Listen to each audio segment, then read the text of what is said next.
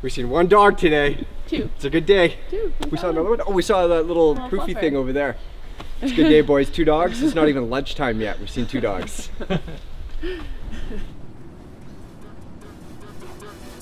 What?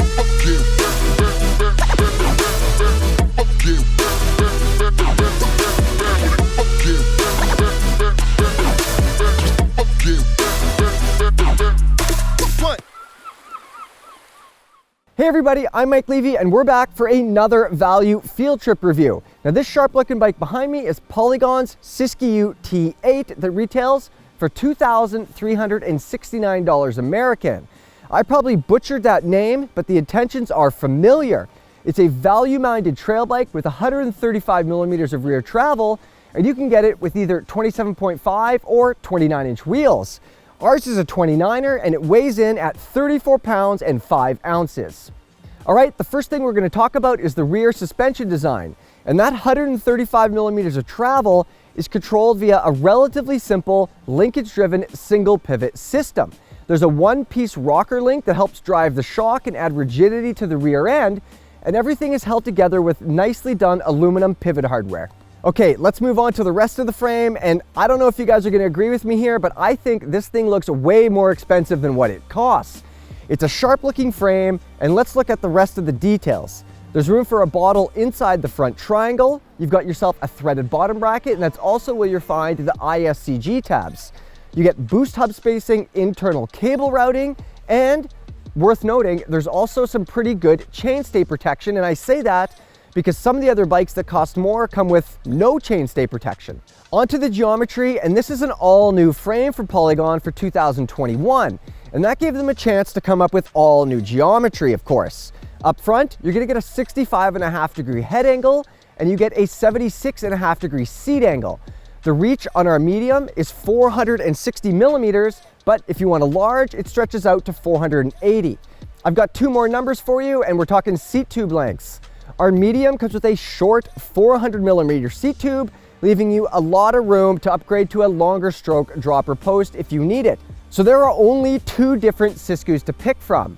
Our T8 retails for $2,369, and that gets you a Fox rhythm fork with that grip damper that we always like so much, an SLX drivetrain, and an interesting set of 4-piston textural brakes that we're going to talk about in a little bit. If you don't have quite that much money to spend, you can get the T7 version, and that goes for just under $2,000. And if you've already got a box of parts and you just need a frame, $1,000 is going to get you a Siskiu frame with a Fox shock. All right, that's enough of the details. Let's talk about how this thing rides on the trail.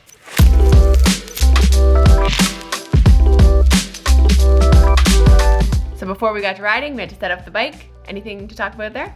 Pretty straightforward, to be honest. Polygon says 30% sag, so that meant 166 PSI in the rear shock. And the fork, I was running 80 PSI. Pumped the tires up to 21 and 23 and hit the trails.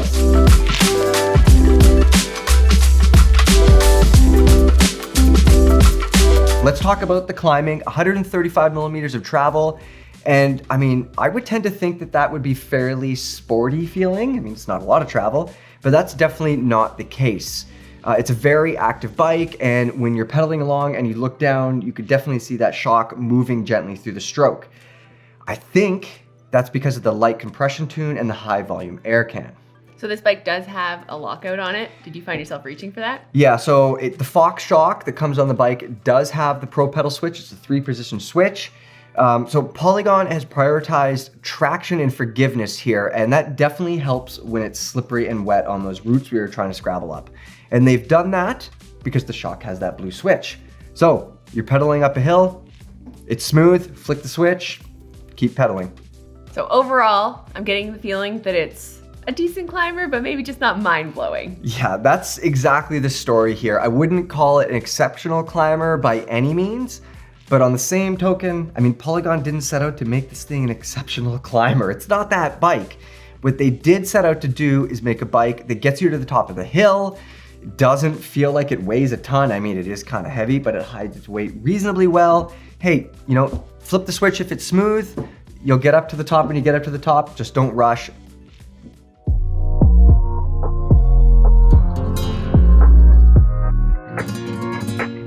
So we can both agree this was not a climber's bike. So let's talk about the fun part, how this bike descended. Yeah, you get to the top and flip the switch. Remember to open the suspension back up and you'll find that it does an amazing job, very impressive job of filtering out all that little to medium sized stuff. Like, you guys know the stuff that you're flying down the trail and you're not really looking at it, but you still have to kind of pay attention to it. The roots, the rocks, stuff like that. This bike, that active suspension, it definitely, out of all the test bikes here, kind of levels that stuff. Yeah, so I'm gonna agree this is one of my favorite bikes on the downhills. Why do you think it's so good?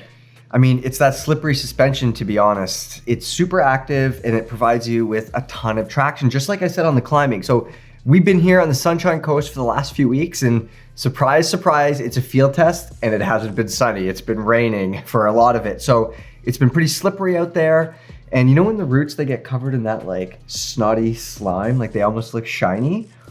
It's those moments when an active bike can really help you. And yeah, that's what the Polygon did for us here. Okay, so if you had to sum up what this bike feels like on the downhills, what would you say? Well, first, I would repeat what I've said about the suspension a whole lot. This is definitely a forgiving bike that provides traction. It favors that over something that's super sporty or super poppy. It's not that kind of bike. But overall, it definitely feels like Polygon has created a bike that kind of is going to be good in a lot of places. You know, it's not the ideal trail bike if you like to get super rowdy and use your trail bike to follow all your buddies who have enduro bikes.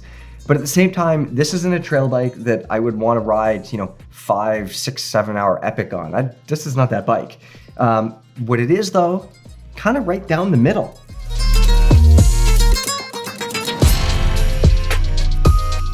Okay, so let's talk components. The Polygon's $2,369. Pretty aggressive price. What's the spec look like? I mean, I've got frames hanging up in my shop. Just frames, no shock on them, that cost way more than that. So Polygon's done a pretty good job of speccing this thing. So we're gonna start with the lows, and there's only one low mark here for the spec, and it's those Tektro 4-piston brakes. On one hand, it's nice to see something that isn't from SRAM or Shimano on here, like for sure. But on the other hand, they definitely don't have enough initial bite or overall power. They don't come stock with metallic pads. So change your rotors, change your pads, you're gonna get more power. So that's pretty good, only one negative. What about the good things about the components? There's a couple things that stand out here. The big one here is the suspension again, and especially that fork. It's a Fox Rhythm fork with the grip damper. It's super easy to adjust. It only has a rebound damper and a compression knob at the top. You don't have a ton of dials to turn or anything like that. And the damn thing, it always just works. Yeah. Pretty impressive. A couple other standouts here would be the Schwalbe tires. I mean, I've said before that I really like these things, and I think they really suit the bike's kind of all-round intentions. Lastly, the Shimano drivetrain. I mean, it just shifts so damn good. Yeah, no reason to change to anything else. So the Siskiu T8 costs $2,369, Sarah. That makes it less expensive than the Marin Rift Zone and the Giant Trans X, and only slightly more than the DaVinci Marshall. But it definitely has more capable suspension than all three of those bikes. Now, if you're a new rider who's not able to ride these things back to back like we've been able to, that's an important thing, because as your skills progress, you're gonna be asking more from your suspension, and it definitely costs a lot of money to upgrade. Bottom line, you're not gonna have to be doing that with the Siskiu.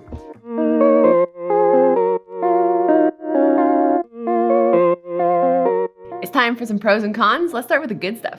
Yeah, the first thing for me is that active suspension. And I know that I kind of moaned about having to use the pedal assist switch, but the upside to that, Sarah, is all the traction. This is definitely the kind of bike that if you just stay seated and keep pedaling, you're probably gonna get to whatever you're trying to get to the top of. And it's the same story when you're going back down. It's a bike that provides you with a really forgiving ride, lots of traction and lots of forgiveness. So if you ride rough terrain, this is definitely a bike that suits that. The other upside to me is the bike's all-around handling, and again, that's kind of tied into that forgiving suspension. It's a bike that's gonna work in a lot of places, not just where it's super steep or not just where it's super flat. So if you're looking for a bike that, I don't know, just works well everywhere, this is definitely a reasonable option.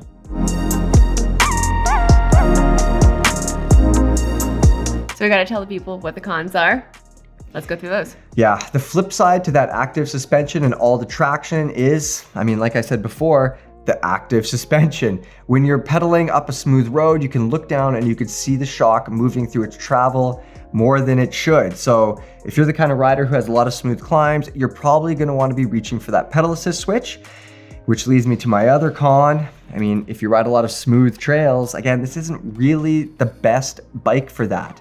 Yeah, you could run less sag, 25% sag, you could run it in trail mode, but that's not really taking advantage of the Siskiu's main strength, which is its active forgiving suspension. So if those are the kind of trails that you ride, yeah, maybe not the best bike.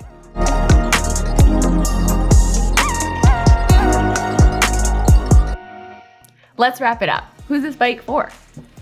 Yeah, it's definitely for a rider who isn't gonna be sprinting out of the saddle to chase those KOMs or catch your buddies way up ahead of you.